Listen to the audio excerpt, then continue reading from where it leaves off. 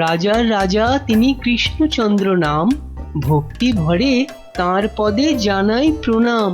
প্রজারা রাজ্যে তার থাকে মহা সুখে, তার নামে জয়ধ্বনি ফেরে লোকমুখে। রাশি রাশি আম জাম গাছে গাছে ফলে, রাজ্যে তার পাঠশালে গ্রীষ্মের ছুটি চলে। মহাজন মহারাজ মস্ত বড় মন, বুড়ো শিবের কৃপায় তিনি দীর্ঘজীবী হন। সাধু সাধু, কবির মুখে ঘি মধু। ইয়ের পেটে ঘি সহ্য হয় না, তুমি তো সভা কবির বদ হজম করিয়ে ছাড়বে গোপাল। যার যেমন রুচি তার তেমনই খেয়াল। মন্ত্রী তো নয়, যেন খেক শিয়াল।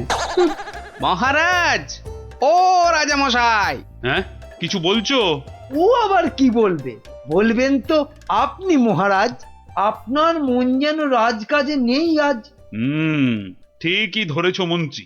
আসলে হয়েছে কি, ওই সভাকবির কবিতাটা শুনতে শুনতে হঠাৎ করেই আমার ছেলেবেলার স্মৃতিগুলো আমার চোখের সামনে ভেসে উঠল। সেই গ্রীষ্মকাল, সেই আম জাম লিচু, পেঁয়াজ দিয়ে পান্তা ভাত, তার সাথে কিছু। আহ, তুমি বকা বন্ধ করবে? কথার মাঝে কথা, আপনি বলুন মহারাজ। হ্যাঁ, যা বলছিলাম, ওহ, সে এক সময় ছিল বটে। আমি তখন ছোট, বেশ মনে আছে। আমার বাবা মশাই গরমের ছুটি পড়লেই গ্রামের বাচ্চাদের আনন্দ দেওয়ার জন্য বিচিত্রানুষ্ঠানের আয়োজন করতেন, আর আমিও তাতে সামিল হতাম। এলাহি খাওয়া দাওয়ারও ব্যবস্থা থাকতো, গান বাজনা হতো, যাত্রা হতো, জাদুকর এসে জাদু দেখাতো। উফ, সে এক সময় ছিল বটে। আমার মগজ বলছে মহারাজের মাথায় এবছর আমাদের রাজ্যে এমনই একটা বিচিত্রানুষ্ঠান করার কথা ঘুরপাক খাচ্ছে। একদম তাই, কিন্তু জাদু দেখাবে কে? জাদুকরের তো অনেকদিন কোনো পাত্তা নেই। তাহলে এই সব বাজে চিন্তা মাথা থেকে বাদ দিন মহারাজ, বাদ দিন। কখনো না। আমি যখন মনস্থির করেছি তখন গ্রীষ্মকালীন বিচিত্রানুষ্ঠান হবেই হবে। মহারাজ, মহারাজ যদি অভয় দেন তাহলে আমি জাদুকরের অনুপস্থিতিতে জাদু শেখানোর ভার নিজের কাঁধে নিতে প্রস্তুত। সর্বনাশ করেছে, তুমি দেখাবে জাদু? তুমি জাদু খেলা জানো? আগে বলনি তো। আগে আগে আমি যেটা প্রদর্শন করতে চাই সেটা ঠিক জাদু নয়, এর নাম ছায়াবাজি। তুবড়ি, রংমশাল, ফুলঝুরি, কালীপটকা, হরেক রকম আতশবাজির নাম শুনেছি, কিন্তু ছায়াবাজি, এটা কি বস্তু বিজ্ঞানী? এটা আমার আলোক বিজ্ঞান চর্চার নতুন আবিষ্কার। হাত দুটোকে ব্যবহার করে আলো আর ছায়ার মাধ্যমে নানান রকমের জিনিস করে দেখানোই ছায়াবাজি। বেশ বেশ, শুনে তো মনে হচ্ছে বেশ দারুণ ব্যাপার হবে এটা। তাহলে তাহলে সবাই শোনো, আসছে রবিবার সন্ধেবেলায় রাজবাড়ির মাঠে বিচিত্রানুষ্ঠান অনুষ্ঠিত হবে, আর সেখানে বিজ্ঞানী তার ছায়াবাজি দেখাবে। এখনই একথা ঢেরা পিটিয়ে সারা রাজ্যে ঘোষণা করে দাও।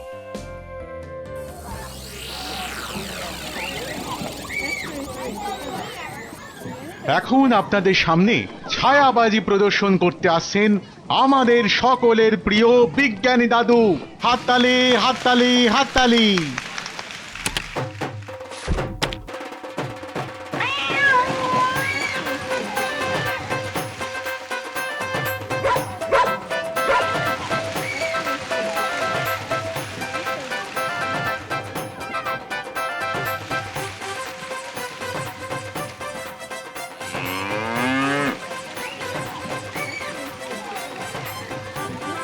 ও গোপাল দাদু, এটা দারুণ জিনিস গো।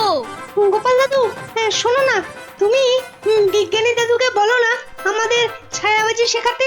আয়, শুধু তুই কেন রে? আমরাও শিখবো। আমাদের হয়ে তুমি বিজ্ঞানী দাদুকে বলবে তো? কথা দাও, কথা দাও, আমাদের ছায়াবাজি শেখানোর ব্যবস্থা করবে তুমি। আরে আচ্ছা আচ্ছা, বলবো রে বাবা, বলবো। সাবাস বিজ্ঞানী, সাবাস। আমি আমি অভিভূত, আপ্লুত। আমি তোমাকে প্রশংসা করার কোনো ভাষাই খুঁজে পাচ্ছি না। শুধু একা আমি নই, সকলে তোমার ছায়াবাজি দেখে মুগ্ধ হয়েছে। এই নাও তোমার পুরস্কার, 100 স্বর্ণ মুদ্রা।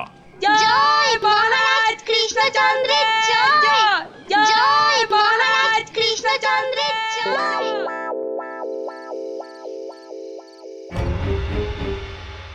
কৃষ্ণচন্দ্র, বৎস কৃষ্ণচন্দ্র, আরে এই বেটা কৃষ্ণ, ওঠ, উঠে পড় বলছি। এই কে কে কে- কে কে তুই তুমি না আপনি আপনি হা, হা, হা, হা। আমাকে চিনতে পারলি না কৃষ্ণচন্দ্র? না মানে আপনি কে দাদা? আমি জম রে হাঁদা। মানে যমরাজ? আরে থাম থাম থাম, জমকে দেখাচ্ছে রামের ভয়।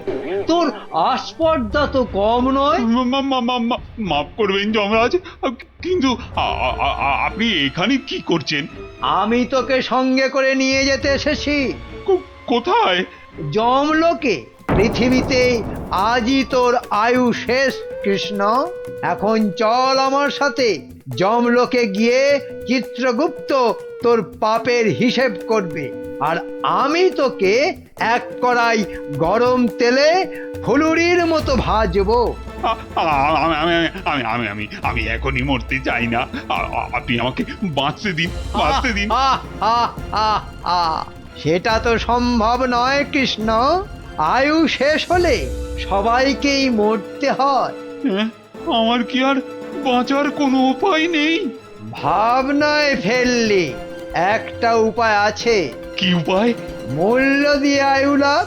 তুই যদি আমাকে 10টা স্বর্ণ মুদ্রা দিস, তাহলে আমি তোর একদিনের আয়ু বাড়িয়ে দিতে পারি। না হলে আজ তোকে মরতেই হবে।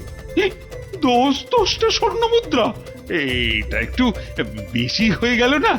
একে মরতে বসেছিস, তার উপর আবার জমির সাথে দর কষাকষি করছিস। নে তাহলে, মরার জন্য তৈরি হ। আহা, আমি কি দেব না বলেছি? বাহ, এই তো পথে এসো বাবা। নে, এবার ভালোয় ভালোয় 10টা স্বর্ণ মুদ্রা বার করে জানলা দিয়ে ছুঁড়ে ফেলে দে। কি হলো, দে।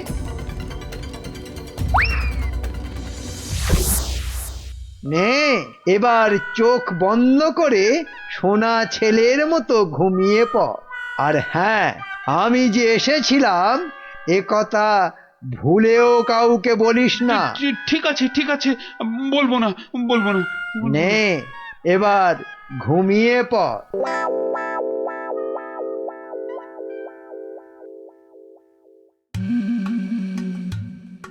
মহারাজের কি হলো? অন্তরে ব্যথা, তাই এত চুপচাপ? খান দান, শুনুন গান, আর শুকুন লাল গোলাপ। আহ, থামবে কবি, আমি মরছি আমার জ্বালায়, আর উনি। কি হয়েছে মহারাজ? কি হয়েছে? আপনাকে এত উত্তেজিত দেখাচ্ছে। কি হয়েছে আপনার? বলুন মহারাজ, বলুন আমাদের। না না, কাউকে কিছু বলা চলবে না। আর তাছাড়া আমার আবার কি হতে যাবে? হ্যাঁ, কিন্তু মহারাজ, কিছু যদি নাই হবে, তাহলে আপনার এ দশা হয়েছে কেন? হ্যাঁ, নিজের চেহারার দিকে চেয়ে দেখেছেন মহারাজ? 5 দিন রাজসভায় এলেন না, কারো সঙ্গে সাক্ষাৎ করলেন না। বলছিলাম যে ওই মহারাজের কি ওই শরীর টরীরে খারাপ হলো? না না, তেমন কিছু নয়। মহারাজের মুখ বলছে আপনি মনোকষ্টে ভুগছেন। আপনি যতই না করুন, আমার অভিজ্ঞ চোখে কিন্তু তা ঠিক ধরা পড়েছে মহারাজ। মন যাতনা নয়, জম যাতনায় ভুগছি। জমযত না? সে কি? আহারে, জমযাতনায় ভোগা, তাই তো আপনাকে দেখাচ্ছে এত রোগা। আহ, তোমরা সবাই মহারাজের কানের মাথা খাওয়া বন্ধ করবে। এই দেখো, মাথা খাচ্ছি কোথায়? হ্যাঁ, মাথা খাচ্ছি কোথায়? আমরা তো মহারাজের মন খারাপের কারণটা বোঝার চেষ্টা করছি মন্ত্রী মশাই। মহারাজ, আপনি যা কিছু নিজের মনে চেপে রেখেছেন আমাদের সব খুলে বলুন তো মহারাজ। দেখবেন মনটা বেশ হালকা হালকা লাগছে। বুঝলে গোপাল, আমি মনে হচ্ছে আর বেশি দিন বাঁচবো না। সে কি, সে কি মহারাজ? আপনি হঠাৎ এ কথা বলছেন কেন? আরে বলছি কি আর সাধে, রোজ রাতে স্বয়ং যমরাজ আসছেন, হ্যাঁ, আমার প্রাণ নিতে। সে কি? কি অলক্ষণে কাণ্ড! গত 5 দিন ধরে রোজ রাতে যমরাজ এসে আমার থেকে 10টা করে স্বর্ণ মুদ্রা নিচ্ছেন, আর তার বদলে এক এক দিনের জীবন দিচ্ছেন আমাকে। আচ্ছা আচ্ছা, আপনারাই বলুন, রাজা হয়ে এভাবে ভয়ে ভয়ে বাঁচা যায়? এমনিতেই আমার আয়ু শেষ হয়ে এখন জমের দয়ায় বেঁচে আছি। সে কি মহারাজ, যমরাজ এইভাবে আপনার উপর অত্যাচার চালাচ্ছে? ওই যে সভাকবি মহারাজের দীর্ঘায়ু হওয়া নিয়ে কবিতা লিখেছিল না, ব্যাস যাবে কোথায়, যমরাজের নজর লেগে গেছে। আচ্ছা মহারাজ, আপনি আপনি নিজের চোখে যমরাজকে দেখেছেন? না মানে, জমকে আমি সশরীরে দেখিনি, তবে তবে জমের ছায়া দেখেছি আমি ঘরের দেওয়ালে, আর আর সেই জলুদ গম্ভীর কণ্ঠ শুনেছি নিজের কানে।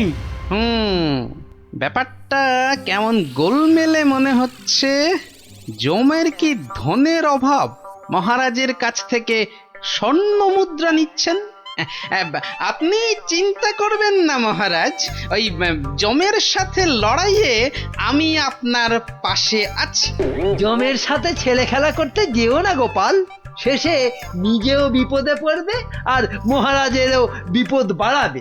আরে বাবা, উনি হলেন যমরাজ, সাক্ষাৎ মৃত্যুর দেবতা। না না, না না গোপাল ভাইয়া, যমরাজকে শায়েস্তা করতে যেও না। মহারাজ তো এখনো ওনার দয়াতেই বেঁচে আছে। এটাই আমাদের কাছে অনেক বড় পাওয়া।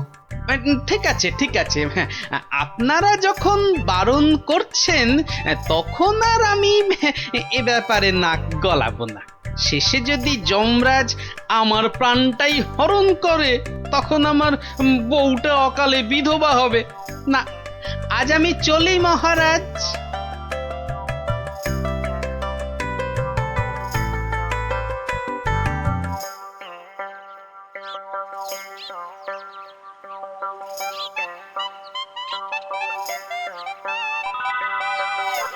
তখন থেকে কি ছাইপাশ ভাবছো? হ্যাঁ, দুপুরে ঠিক করে খেলেও না, ঘুমোলেও না, তোমার কি হয়েছে গো?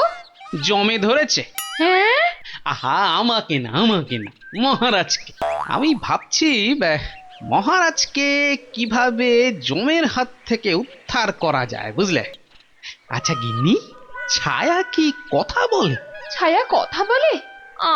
আমি তো এমন কথা জন্মে শুনিনি বাপু। চাই চানাচুর টাটকা ভাজা, যতই খাবে ততই মজা, লাগলে বলবেন। এখানে আবার ফেরিওলা? যতই খাবে ততই মজা। ও হরি তোরা, আমি তো তোর গলাটাই চিনতে পারিনি, ভাবলুম ফেরিওয়ালা বোধ হয়। এই চোঙাটা কোথা থেকে জোটালি রে? হ্যাঁ, কুটিদের মামা বাড়ির গ্রামে রথের মেলা থেকে কিনেছি গোপাল দাদু। জিনিসটা কেমন হয়েছে বলো তো? খাসা হয়েছে, খাসা। তোমরা বসে গল্প করো, আমি ভেতর থেকে আসছি গো। কি গো গোপাল দাদু, তুমি বিজ্ঞানী দাদুকে আমাদের ছায়াবাজি শেখানোর কথাটা বলেছো নাকি ভুলেই গেছো? না রে, মনে আছে, তবে বলে আর হয়ে ওঠা হয়নি। আসলে বুঝলি, মহারাজকে জমে ধরেছে, তাই নিয়ে একটু ওই ব্যস্ত আছি আর কি। কেমন করে? শোন তাহলে। আমি মনে হচ্ছে আর বেশি দিন বাঁচবো না। রোজ রাতে যমরাজ এসে আমার থেকে 10টা করে স্বর্ণ মুদ্রা নিচ্ছেন, আর তার বদলে এক এক দিনের জীবন দিচ্ছেন আমাকে। আপনি নিজের চোখে যমরাজকে দেখেছেন? না মানে, জমকে আমি সশরীরে দেখিনি, তবে তবে জমের ছায়া দেখেছি আমি ঘরের দেওয়ালে, আর আর সেই জলুদ গম্ভীর কণ্ঠ শুনেছি নিজের কানে। কি বুঝলি? হ্যাঁ, এখন যেভাবেই হোক মহারাজকে জমের হাত থেকে বাঁচাতেই হবে। আমার না খুব জোরে ছোট বাইরে পেয়েছে। যা বাবা, জমের কথা শুনেই তোর পেয়ে গেল, তো চোখের সামনে দেখলে না জানি কি করতিস। আবার এখানেই করিস না যেন, যা যা বাগানের ধারে গিয়ে করে আয়। উফ,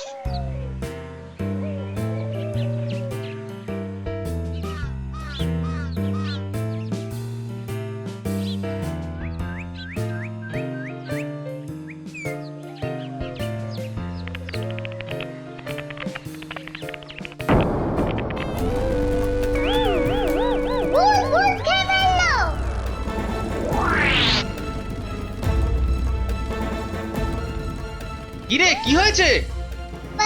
গোপাল দাদু যমরাজ না তোমার বাড়িতেও চলে এসেছে। সে কি রে? দেখা তো কোথায়?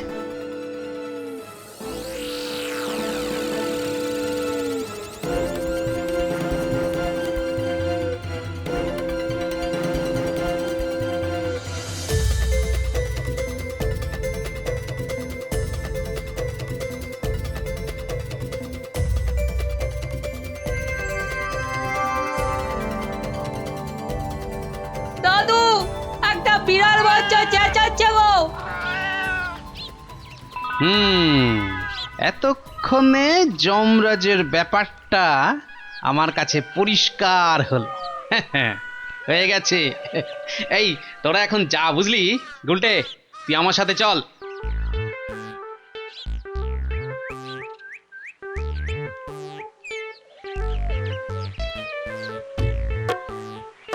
আজ রাতে তোমার ছায়াবাজির আসল পরীক্ষা বিজ্ঞানী।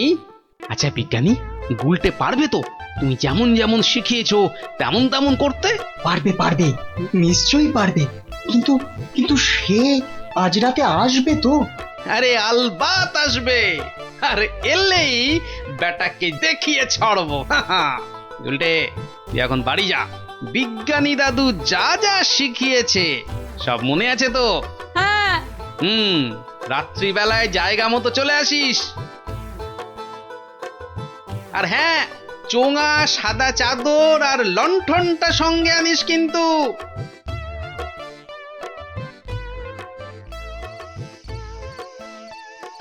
ওঠ কৃষ্ণচন্দ্র, তোকে এত করে বারণ করা সত্ত্বেও তুই আমার সাথে সাক্ষাতের কথা সবাইকে বললি। আমি এক্ষুনি তোর প্রাণ হরণ করব। আমাকে মারবেন না, আমাকে মারবেন না। এই নিন আপনার 10 স্বর্ণ মুদ্রা। আজকে আর 10 স্বর্ণ মুদ্রায় হবে না, তোকে আজ 50 স্বর্ণ মুদ্রা আমাকে ভেট দিতে হবে, তবেই তোকে জীবন ভিক্ষা দেব, বুঝেছিস? হ্যাঁ? হা হা হা হা। দিচ্ছি দিচ্ছি দিচ্ছি। এ বাবা,